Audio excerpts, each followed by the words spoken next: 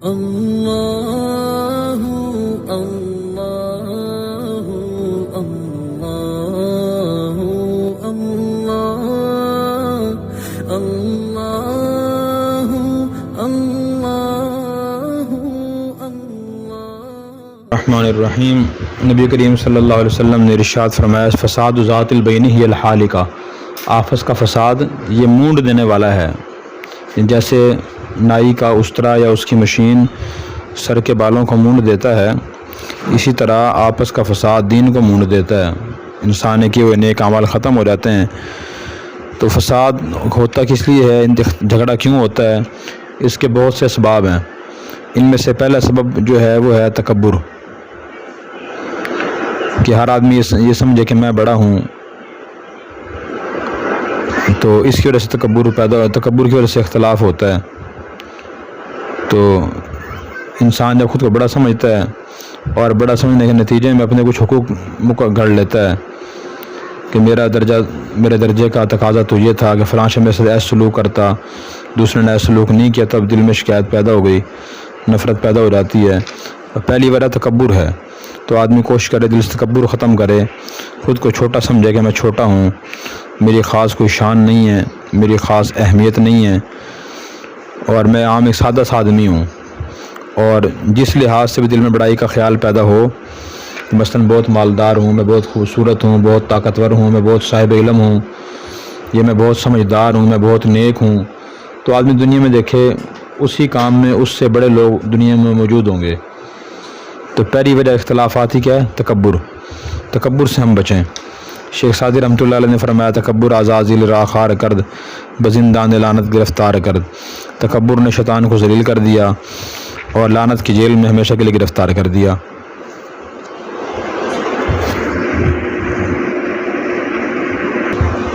دوسری وجہ مزاجوں کا اختلاف ہے۔ تو مزاج کا اختلاف ہم پسند کریں، کوئی آدمی زیادہ کھانا کھاتا ہے، کم کھاتا ہے، کوئی کام زیادہ کرتا ہے، کم کام کرتا ہے، اور کوئی زیادہ خرچ کرتا ہے، کم خرچ کرتا ہے۔ اب صحابہ کرام میں دیکھیں، ابوبکر، حضرت عمر، حضرت علی، عثمان رضی اللہ عنہ کے مزاج علیحدہ علیحدہ تھے۔ مزاجوں میں اختلاف اس کو برداشت کریں حتی الوسع، جائز حد تک۔ جو جائز اختلافات ہیں ان کو ہم برداشت کریں، ہاں کوئی ناجائز ہو پھر اس کو ہم حکمت سے، نرمی سے حل کرنے کی کوشش کریں۔ تو اگر ہم یہ سمجھ لیں جیسے ہمارے چہرے مختلف ہیں، شکلیں مختلف ہیں، اسی طرح ہمارے ذہن اور ان کے خیالات ہی مختلف ہیں، تو یہ سوچیں گے تو پھر بھی اختلاف ختم ہو جائے گا اور جھگڑا نہیں ہوگا۔ جب آدمی یہ سوچتا ہے کہ سارے کام میری مرضی کے مطابق ہوں اور 100% ہوں ایسے، اس سے بھی لڑائی ہوتی ہے۔ تو آدمی جائز حد تک اختلاف ختم کرے، اس کو اختلاف کو برداشت کرے اور مزاج کے اختلاف کو برداشت کرے۔ ہاں کوئی بڑا اگر اختلاف ہو کہ اس میں بڑا نقصان پیش آ رہا ہے، ایک بچہ وہ تعلیم حاصل ہی نہیں کرتا، سستی کرتا ہے، گھر میں شعور سلیقہ نہیں ہے، صفائی نہیں ہے، تو آدمی نرمی سے ترغیب دے کے، کبھی گرمی سے کبھی نرمی سے اس کو درست کرنے کی کوشش کرے۔ یہی اداروں اور مزاجوں کی صورتحال ہے، اداروں کی اور دکان کی۔ آدمی جہاں بھی رہے، جس کے ساتھ اختلاف رائے ہے، مزاج مختلف ہے، تو پھر آدمی کوشش کرے کہ نرمی سے، حکمت سے اس غلطی کو ٹھیک کرنے کی کوشش کرے۔ اختلافات کی تیسری وجہ لڑائی جھگڑے کی وجہ ہوتی ہے اپنے فرائض کو ادا نہ کرنا، کہ جس آدمی کے ذمہ جو کام ہے وہ ادا نہیں کرتا۔ مثلاً گھر میں ایک عورت ہے، اگر وہ بلا وجہ سستی کرے گی کام میں، لڑائی ہوگی۔ مرد کے ذمہ باہر سے کما کے لانا ہے، اگر وہ نہیں کام کرے گا تو لڑائی ہوگی۔ اسی طرح ایک آدمی کہیں ملازم وقت پر نہیں پہنچے گا، اپنا کام صحیح طریقے سے نہیں کرے گا تو لڑائی ہوگی، اختلاف ہوگا۔ تو ہر آدمی ذمہ داری کو پہچانے۔ شاگرد اگر کلاس میں وقت پر نہیں پہنچے گا، استاد ناراض ہوں گے، اس کام پورا نہیں کرے گا تو پھر بھی استاد ناراض ہوں گے، شاید کلاس سے نکال دیں اسے۔ تو تیسری وجہ یہ ہے کہ ہم اپنی ذمہ داریوں کو احساس کریں، چھوٹے بھی اور بڑے بھی، اور جس کی جو ذمہ داری ہو وہ اس کو پورا کرنے کی کوشش کرے، اپنی ذمہ داریوں کو جائزہ لے۔ اور یہ تیسری وجہ تھی۔ اور چوتھی وجہ لڑائی جھگڑوں کی کیا ہے؟ آپس میں معاملات صاف نہ ہونا۔ جب معاملات کرتے ہیں، کسی سے لین دین کرتے ہیں، تو ہم معاملات صاف نہیں کرتے۔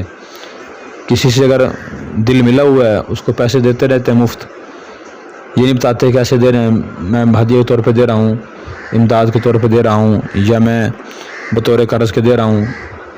یہ اسی طرح کسی کو چیز لے لیتے ہیں، مفت لے لیتے ہیں، اور پھر بعد میں جب ناراضگی پیدا ہوتی ہے پھر جھگڑے ہوتے ہیں، آپ نے میری فلان چیز لی تھی وہ دیں، میں اپنی فلان چیز نر سے استعمال کی ہے وہ کیوں کی استعمال کیا آپ نے۔ اور آگے یہ دیکھیں لکھا ہوا ہے کہ میراث تقسیم نہ کرنا، اس سے جھگڑے پیدا ہوتے ہیں۔ جب بھی کوئی گھر میں والدین فوت ہوں، خاندان میں کوئی آدمی فوت، اس کا جو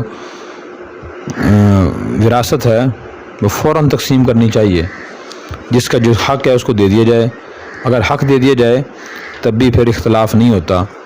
جو مالی حقوق ہیں خاص طور پہ ان سے یہ جو مالی معاملات ہیں یہ درست رکھنا ہی بہت ذرا ضروری ہے، اور اکثر جھگڑے مالی معاملات کی وجہ سے ہی پیدا ہوتے ہیں کہ وہ صاف نہیں کرتے۔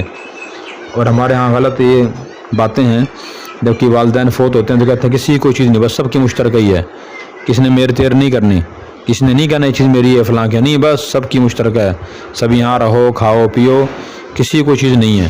یہ غلط بات ہے۔ اللہ تعالیٰ نے ملکیتیں بیان کی ہیں، نبی کریم صلی اللہ علیہ وسلم فوت ہوئے تو آپ کی ساری ملکیتیں واضح تھی کہ آپ کی ملکیت میں اتنی تلواریں تھیں، اتنے گھوڑے تھے، اتنے اونٹ تھے، اتنی بکریاں تھیں۔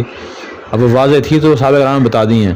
اگر واضح نہ ہوتی کہ حضوری کون سی صحابہ کرامی کون سی ہیں، صحابیات کی ازواج مطہرات کی کون سی ہیں، بیٹیاں ہیں کون سی ہیں، دامادوں کی کون سی ہیں، تو ملکیت واضح ہوتی۔